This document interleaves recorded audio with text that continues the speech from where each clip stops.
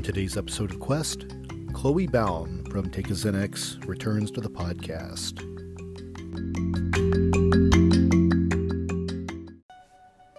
Life is a quest for logic and reason. It is a quest to find balance between science and faith. Life is a quest for knowledge and understanding. But most importantly, it's a quest for personal discovery. Whatever your quest, knowing yourself is the beginning of all wisdom. Welcome to Quest. Hi everyone, I'm your host, Todd Fischer, and welcome to Season 3 of Quest. A quest is a search for something, and this podcast will show you how we know what we know through interviews with people that have incredible stories of dedication and perseverance. To me, curiosity is part of what makes us human, and there's still so much we don't know. There's joy in discovery. It's what drives us. It's our quest.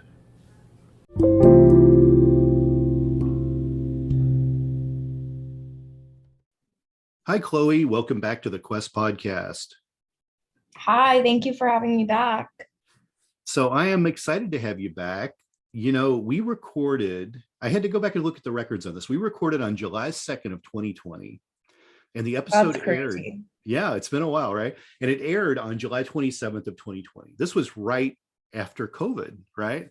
Yeah. And your episode has consistently been one of my top 5 most popular episodes. So I think periodically I've got online. It's like, come back, let's do a catch-up call. And finally, we made it work.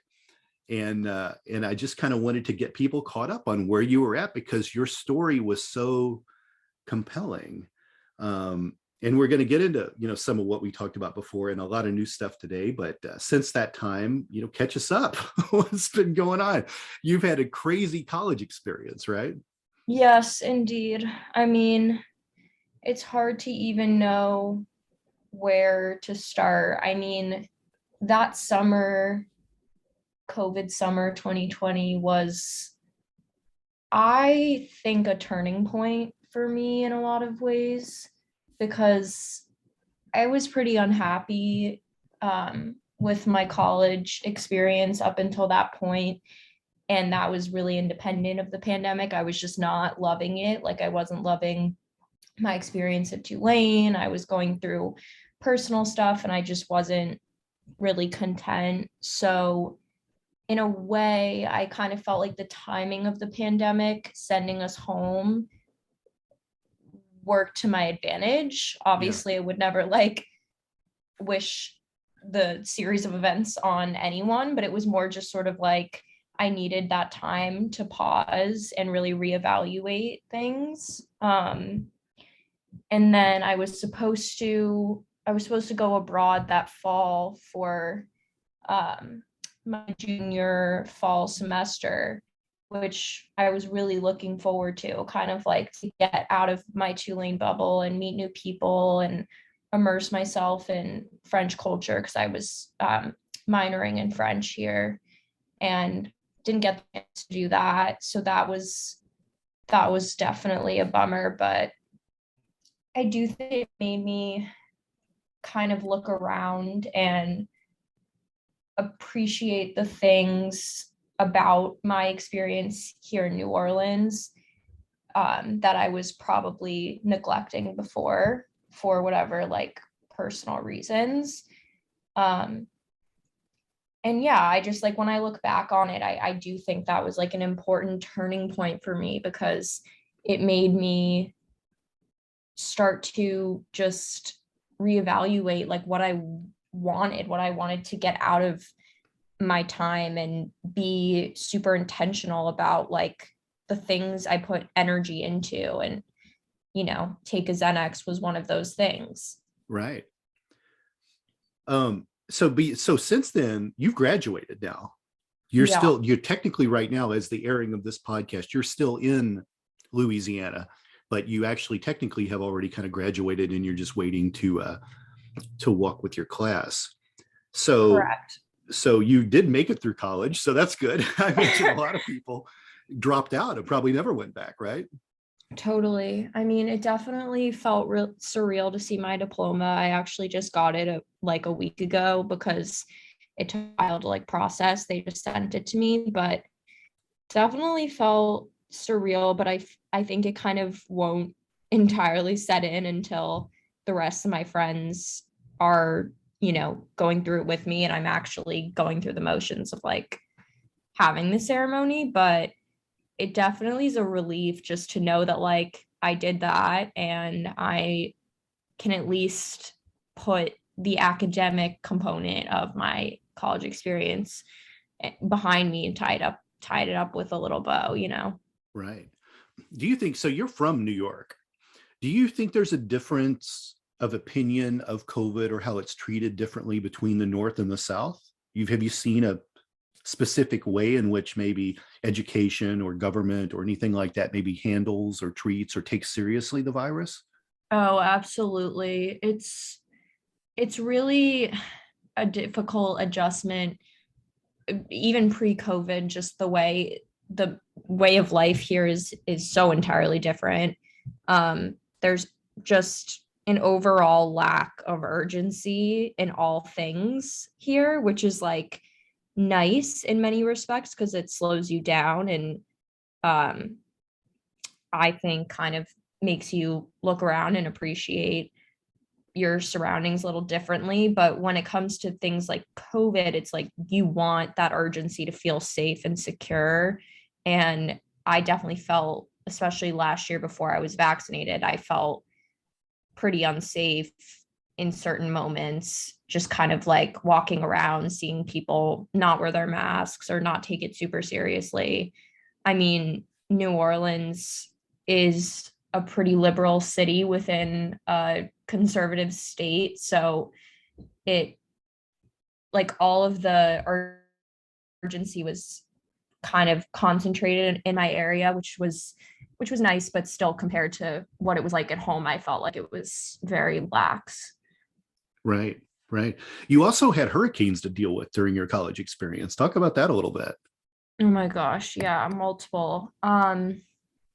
Last year's hurricane season, so this was like fall 2020, was the worst we've had. Like it was just like every couple of weeks there was a new storm system moving in, and we would go through the motions of like getting the groceries and like flashlights and portable chargers. And for me, someone with like pretty severe anxiety, that whole process was just not welcomed.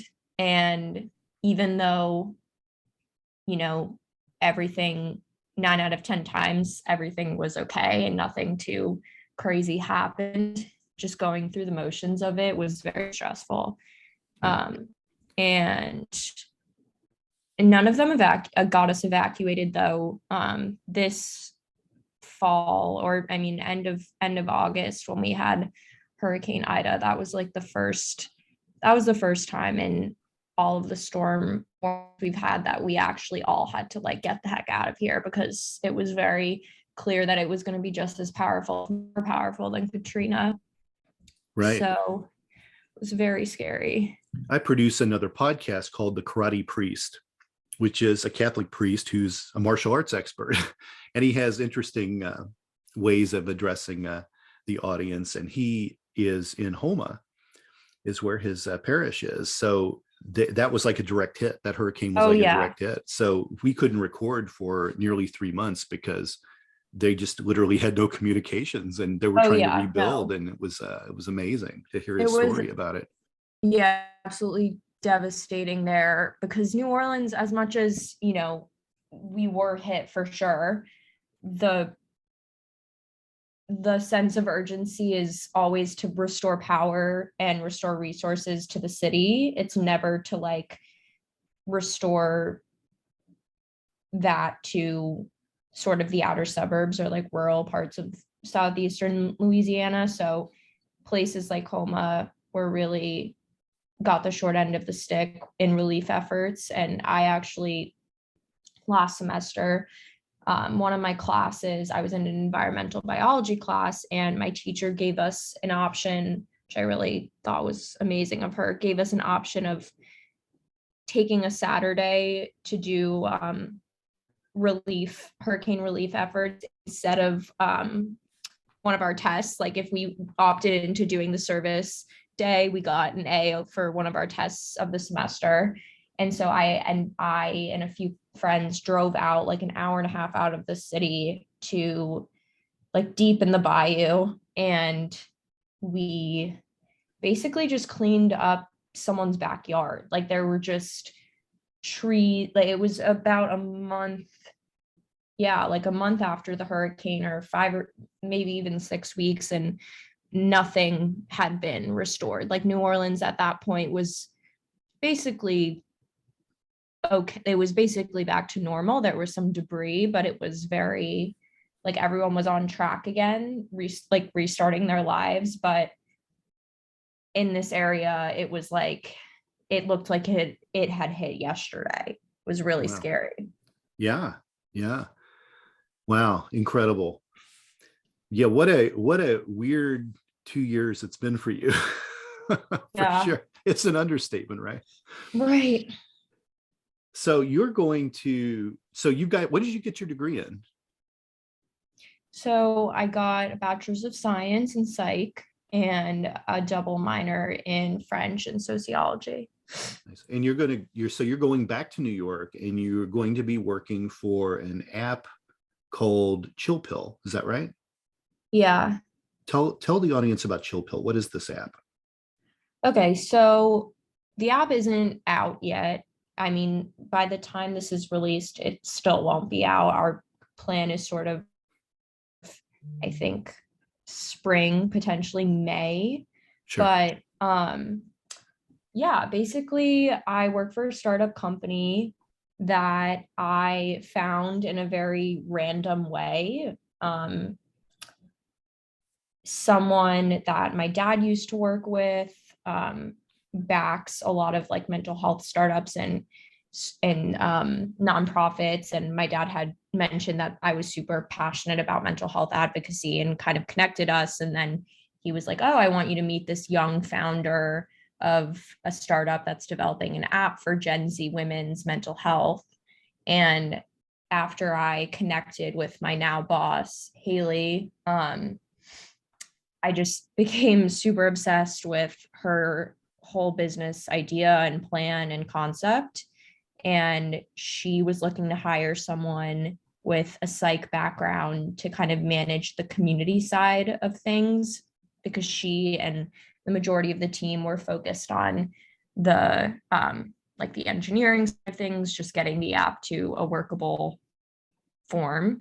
And she was kind of doing the rest of the community stuff on her own, meaning like social media, recruiting new members, engaging them, leveraging those users. And she wanted someone to kind of, with a psych background, to be able to help her out with that side of things. So I was like, I mean, that would be perfect for me. And I just honestly grinded really hard and did a lot of research. I kind of interviewed on and off for like a couple weeks. I did like a trial assignment for her.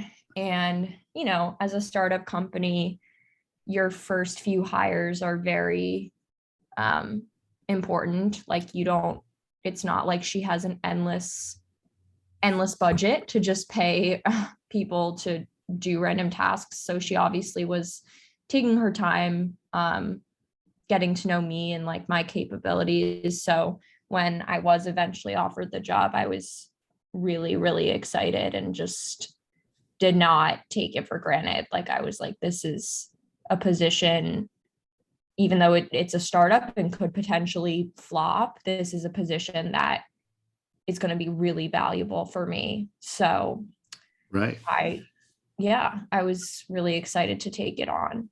And how do users of the app interact with the app? Is it service? Are you actually talking to people? Is it just an inspirational type of app? Like what will people get from it? Yeah. So The framework of it is kind of based off of AA peer support group meetings. My boss used to go to AA and found that it was really powerful the way that you would attend meetings and there was no clinician. It was just kind of like people talking about their experience. And she was like, why doesn't this exist for just, non-addicts who want to talk about their feelings and maybe more specifically about their mental health struggles? So she kind of took that idea and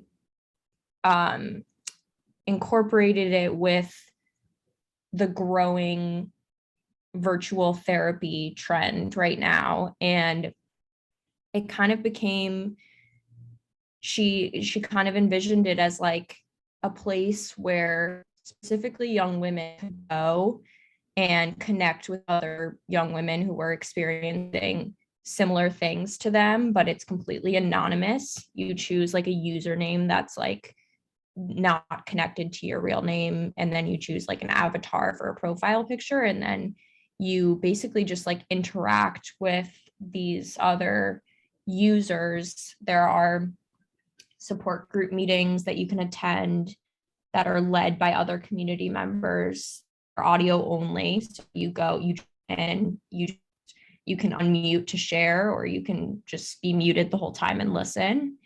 And so that's one function of it. And then another function is like we'll have a thoughts feed where people kind of just like dump whatever is on their mind, and people can comment, like, and share people's reflections. And it's kind of just like a resource, not therapy for sure by any means, but like a resource to support, your mental health without having to, I think, interact with anyone in your personal life, because that can often feel like intimidating or burdensome. But just know that there's like this community that's anonymous, but that's supporting you. More important than ever, I think. Yeah. I think, mental health struggles have been around for a long time, but after COVID, numbers are, I don't even know if there's studies that show how much more the world has moved into mental distress in a way. So many things came out of this pandemic that affected people, whether they lost their jobs or just weren't making the right amount of money, or if they dealt with deaths in their family or people that they knew, their friends, or how they've struggled with their health, especially people with long-term COVID symptoms. Yeah, absolutely. May still be battling that and not knowing how or if they'll be able to work, or when symptoms will come on, or just generally the fright, the fear around whether this virus will go away, whether it will get worse, and I can't imagine kids that are growing up with this, like kids, I think, that are getting into elementary school, right, where they kind of have a sense of, detecting what's going on with people around them or how people feel, or just generally entering school and the first years of your life interacting with others, you're doing it with a mask. And even the mask thing alone there's so many issues with this. I think people are going to work on for decades about the effect of wearing a mask all the time, or interacting with people in a mask. Like it's insane. The world completely had to be reshaped because of this. And it's just crazy. What's your biggest takeaway from the pandemic? Do you have a positive outlook on this? Do you feel that any good came out of this? Was there, do you fear for the future? What do you think after what you've gathered from the last 2 years? I mean, I it's hard to, find a silver lining in such a devastating time. And it can feel a little insensitive to even try to. But what I will say is that, at least in my experience, it's completely reshaped my priorities and like the way that I just go about my day-to-day stressors. And I think that is something super positive I'm leaving this experience with. Like I just am able to tell myself when I'm like really spiraling down a hole about, work stuff or some petty drama with friends or whoever it be, I'm able to ground myself and be like, zoom out and look at what you've gone through in the last 2 years and ask yourself how important this really is to you. Because, there were many moments in the last 2 years where I was just completely in survival mode, and we all were, and our priority was just, or our main focus had to be just staying safe and keeping the people we love safe. So I think that framework will come with me for sure. And I do think it's brought me closer to kind of my purpose and my mission and the things that I'm passionate about, because when you have to shut the world out and it's just you, that brings out a lot of introspection, and also, makes you reevaluate like what really brings you joy and what makes you feel valuable. Right. Absolutely. I couldn't have said any of that better myself. I think you're right on the money with that. I mentioned this a little bit at the beginning of the podcast. So we talked about it a little bit before we started recording. Your podcast has been one of my top 5 most listened to podcasts since it came out, which I thought was amazing. And I got actually your podcast alone, I've gotten actually more emails, more messages about than any other podcast that I've done, which I think is incredible. Wild. And it was usually always the same thing, how you were just like so vulnerable and so real in your episode, and you're still this way today. And I think that's really fascinating. So what I wanted to do was I actually have some listener questions. These are all real questions. Some of these are from people that had emailed me in the past about your episode that are asking a question now for this new one. Answer these to the best you can. Some of them are serious questions. Some are simpler questions, but I thought maybe it would be a nice fan service for you to respond, because people think really highly of you here in my Quest universe. So I thought this would be fun to do. So the first question is from Lindsay Brewer, and she asks if you have a self-care regimen. I love that. I definitely have my routines that I would consider under the umbrella of self-care, but I think it kind of shifts depending on,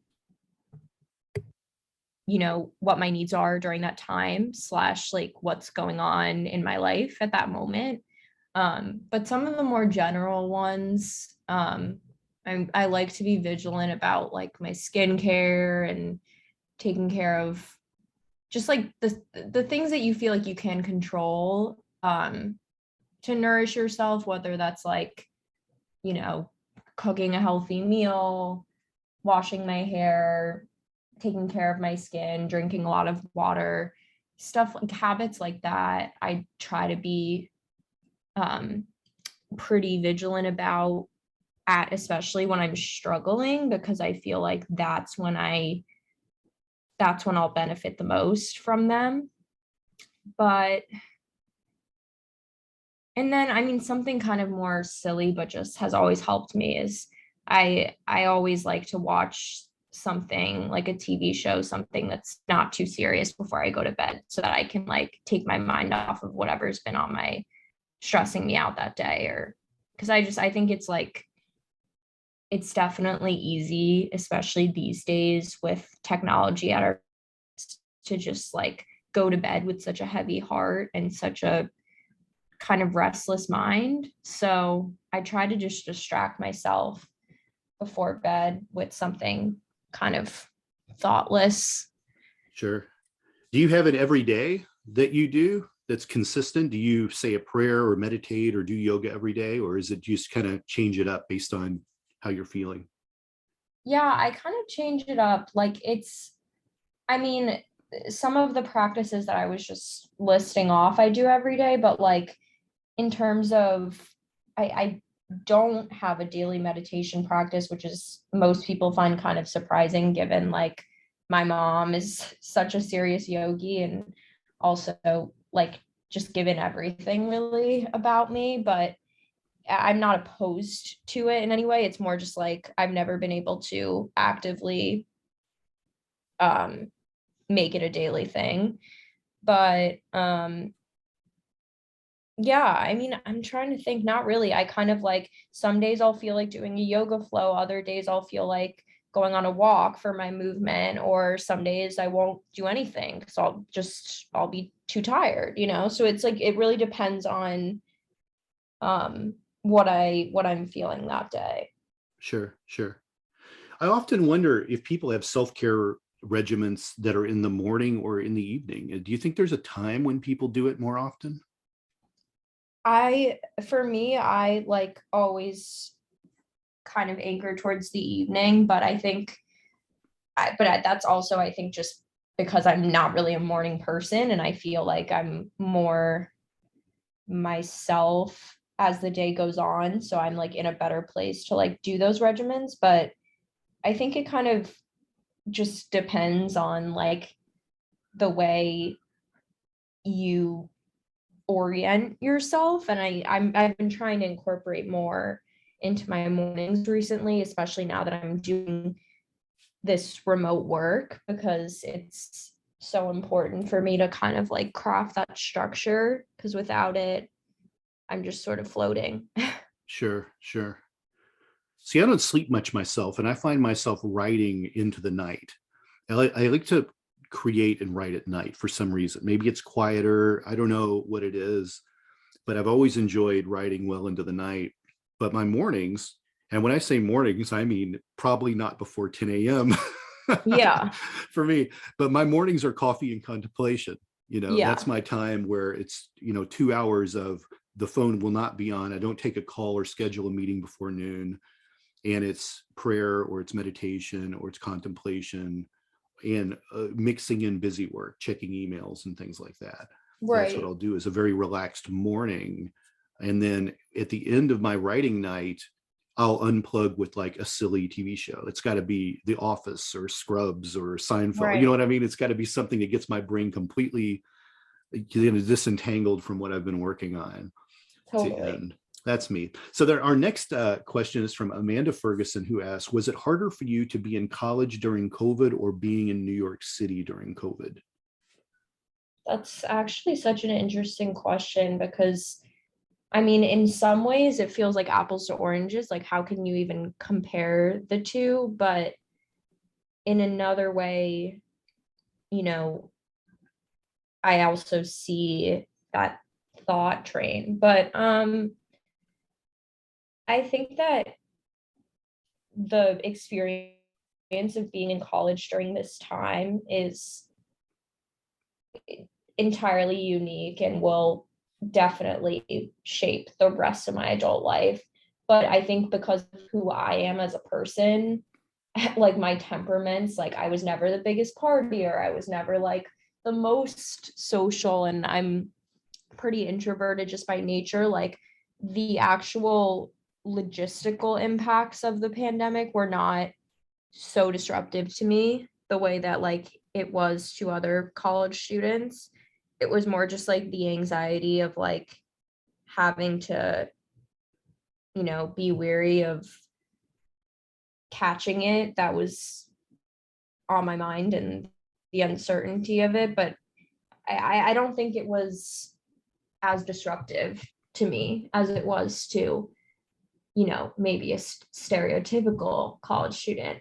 Sure. um, COVID in New York City was obviously like nothing anyone had ever seen. And I was fortunate enough that for the first 8 weeks or so, I was quarantining in Connecticut with my family. But my mom's apartment is right on the block of a hospital. So we were right in the thick of it. Even, once a couple months had gone by, it was like freezer trucks on our block and just like absolute chaos. And it was really bleak to see the place I grew up just so tainted by everything, and people who didn't come from the city would say to me like, oh, like I can't see myself coming back anytime soon. And that made me really sad. Yeah. But, I never thought it wouldn't bounce back. Like there wasn't a part of me that was like worried that was going to be the end of the city as we knew it. So I don't even really think I answered that question, but I think they were just difficult in different ways. Yeah, for sure. It was weird because I knew, your family was in Connecticut. So I was in the city in March, when like things were like really starting to like go to crap. And it was the weirdest experience to be able to walk 4 blocks and not see a single person. Right. Like, to see Times Square empty, literally empty. And I'm not kidding. I mean, empty, like not a single person. There weren't even, because they even pulled the homeless off the island. People don't realize that, but they actually scooped up all the homeless they could find and then gave them lodging. Like there was no one around. It was the weirdest, creepiest thing. And you knew you were in like an epicenter of all epicenters in America. And it's like a petri dish, the island isn't that long, right? It's not a very big island, really, if you think about it in square miles.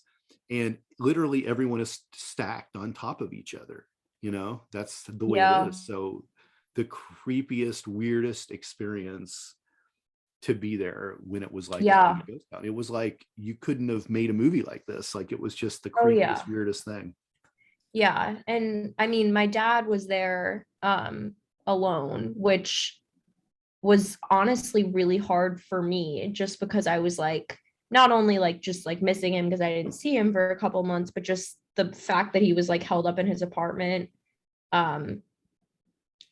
was just sad to me. And I would worry about him, but he kind of echoed a lot of what you're saying, just like complete ghost town. And when he would venture out maybe for like groceries once in a while, it was just like in and out very quick. Yeah, it was definitely a weird, creepy experience. I remember when you all came back, I think it was close to the spring because I think there were like flowers blooming and things. Like it was still a kind of a ghost town, but it was like starting to look like life was there again. I remember your mom posting some pictures of it. Yeah. So the next question is a fairly serious one. So Kristen Miller has this question for you. My boyfriend found my Lexapro, which I take for anxiety, and constantly uses it against me and calls me crazy anytime I'm emotional. I love him, but what should I do? Oh my gosh. Do we think use against, she means just like in a general like emotional manipulative sense? Like at first I thought when you were reading that she meant that he was taking the medication. No, it looks to me like he's just calling her names, calling her crazy anytime she's emotional. I mean, like my first thought is like dump him, but that's obviously not very productive. So I would say she has to at least talk to him about this and say that this is, bothering her, I think. For sure. I would also think that, for your partner, significant other to be invalidating your mental health struggle is going to take a really big toll on your healing.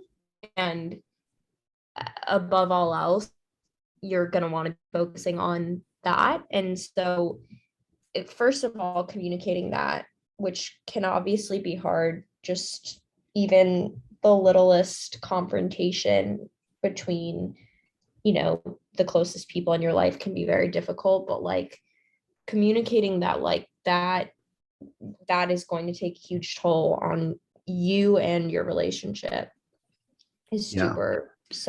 super important. And Obviously, oh, go ahead. I didn't mean to cut you off. no, I mean, I think it's just like at a certain point you have to be able to prioritize your own peace over what how it's going to make someone else feel. So whatever projections he's making shouldn't be your problem. Yeah. And we don't have a lot of information from these couple sentences, how old Kristen is or her boyfriend. But communication is always key. So he needs to know that he's saying something that's upsetting her, I think, for sure. But even beyond that, and I can't, at all maybe defend the boyfriend here, but I think sometimes people make fun of things they don't understand too. And that's their way of, compensating with it. But certainly I think Kristen, in the least, you need to tell him your feelings on that bothers you. If it still keeps happening, maybe there's a more extreme solution to this, right. But that's probably, to begin with, I think that's probably a good solution. Jillian McLean asks if you believe in manifesting. I love that question because I think it's such a buzzword right now. And to different people, it means different things. I definitely believe in like the mentality of it that, you want to have, you do call in what you attract. So you want to embody the qualities and attitudes that you hope to see in other people, or even hope to naturally emulate in yourself. So I definitely believe in it. I think that it's like, it's tough to really be able to say if me sitting down one night manifesting a relationship is gonna just like call in someone. Like I don't think that that's like obviously that stuff is loose, but I think that just kind of like switching your mindset is absolutely, you'll see results from it. And that's kind of how I view manifesting, because like it's less to me about like prayer and wishing for something, and more about like switching your mindset to be in the right framework to receive. Sure. Yeah. And the last question I've got for you is from Kelly Jeffries. And she asks, what's the best way to seek talk therapy if I can't afford it? Yeah. I mean, that sounds like a little bit like what Chill Pill is, right? Right. Like, I mean, tale as old as time. It's super frustrating to me and to any mental health advocate out there that there's such a discrepancy in terms of healthcare and mental health care. But there are options. There are, apps you can subscribe to that can pair you with a licensed professional after you fill out like a quick survey. There are also, your just typical recreational self-care techniques that can not replace therapy, but can be supplemental in those ways. And like Chill Pill, I think, is going to be a super great resource for someone who, especially young women who are maybe growing up in a house where their parents don't traditionally believe in therapy, or they don't feel they don't have the resources to provide their kids with it. It's like, this is a free, accessible way to improve their mental health, and all they have to do is show up and be authentic experience, and other requirements for joining. So there's definitely a lot out there to explore, but I would say first and foremost, just like look into the options that come with your insurance, because I mean, it's a slow movement, but there's definitely way more therapists are, and just offices are taking insurance, because there's no reason why they shouldn't have in the first place. So that's definitely shifting, and that's a good thing. But yeah, so look into those options. And also, like I always say, if you either attend like a school, an institution, or if you're working for an employer, like look at their options and look at the benefits that you're offered through whatever affiliations you have, because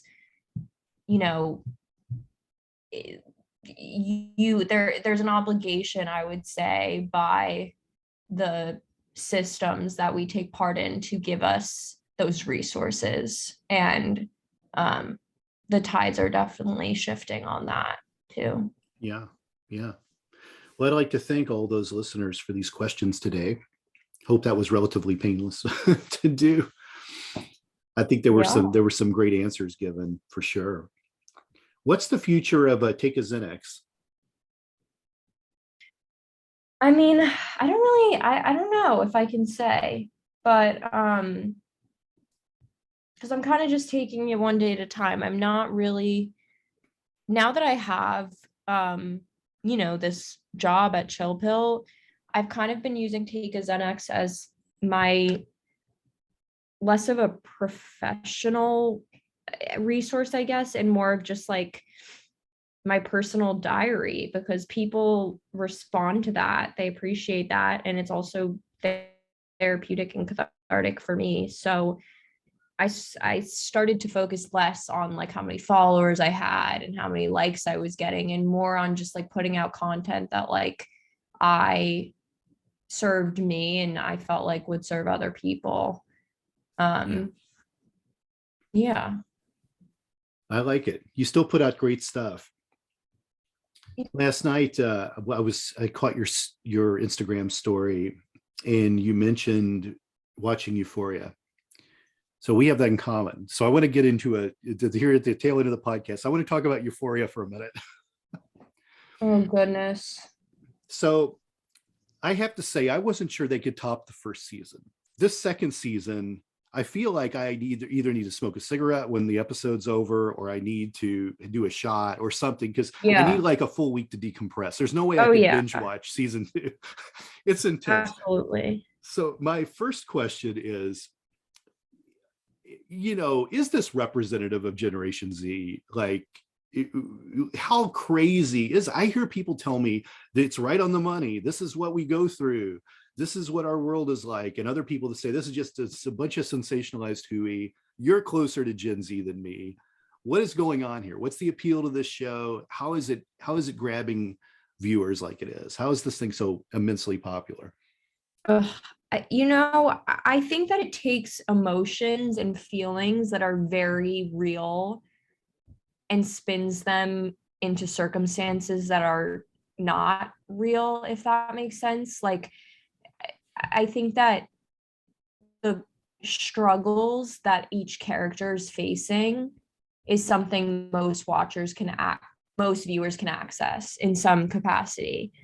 I think every viewer can find a certain character to relate to and to empathize with. That's absolutely right. But I don't think, I think a lot of the actual circumstances of the show are very sensationalized, and like that is because it's entertainment. But I think that also it's like a little bit part of the appeal for me and my friends and just like my generation is the escapism of it, like to kind of like escape the chaos of our lives with the pandemic and everything that's gone on in our world, and like be in this other dramatic universe. Chaos. Escape chaos with more chaos. Yeah. I mean, it's like, it's crazy, but I think that really is, that is an appeal. it's odd to me. Now, see, I grew up in the Beverly Hills 90210 generation of that's how high school was portrayed, right? So that was like so this is about as far opposite as you can get from that. Yeah. But it's interesting to me because like Nate's really screwed up family seems very real to me, right? Oh And yeah. Rue's issues with drugs seems very real to me. And even stuff like Nate and the girls that he sleeps with, the love triangle thing there seems real to me. But all this put together in a giant stew, it's just, this is the craziest town with the craziest shit going on. Oh yeah. It's just, No, it's amazing. it's really just like how many things can crash and burn at once, especially in this last episode. They kind of, I think, made that the climax of the season where just everything was kind of being exposed and just crashing down. Which again is like just part of the artistic aspect of it and not necessarily super realistic, but the feelings are real and the experiences are experiences that people can relate to. There's always kind of this this way of thinking about when someone cheats outside the relationship, it's not about the third party, it's about the couple. That's what I think a lot of psychologists will say.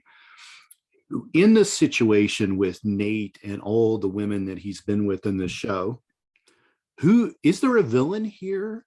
Is the issue with the girls that know each other and they're possessive of what another has? Is Nate just predatory? How do you define these characters in terms of where their flaws are at? I mean, I think it's multifaceted and the relationships and dynamics between each of them, but I also think that every character is broken in some way and grappling with their own traumas, and that's kind of like just inhibiting them from having healthy relationships with one another. And yeah, I think until like each of them is able to individually sort out their trauma, they're not going to be able to have productive relationships and dynamics with each other. Like that goes for friendships and for romantic relationships. It's just kind of any relationship.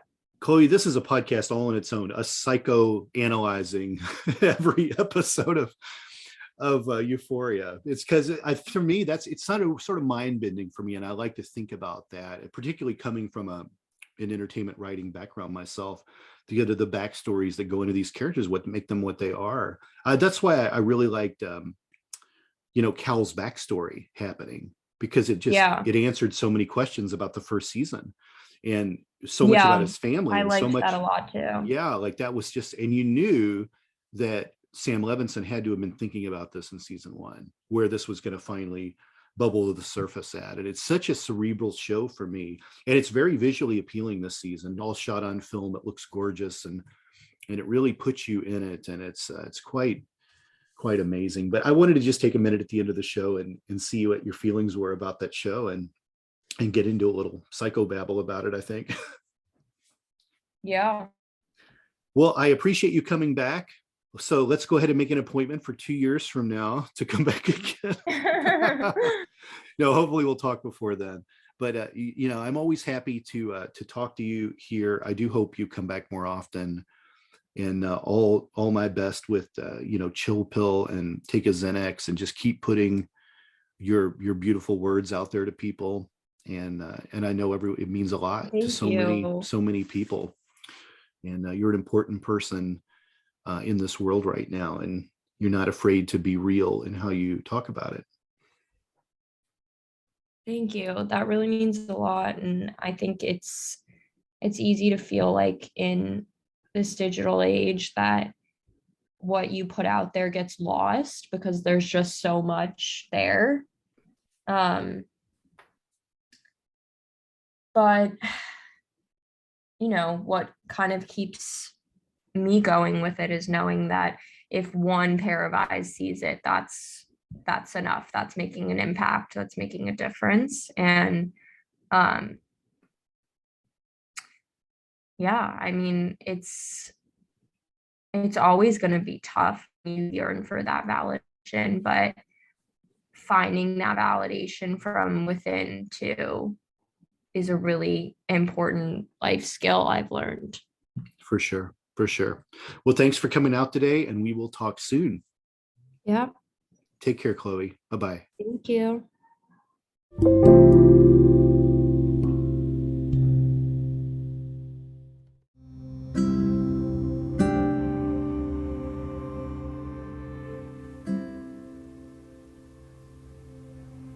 And there you have it, my interview with Chloe Bown. I hope you enjoyed it. I'm always happy to have her back as a guest. She's filled with so much wisdom for someone so young. I'm really excited to see where her career goes. Thanks for listening. We'll see you next time on Quest.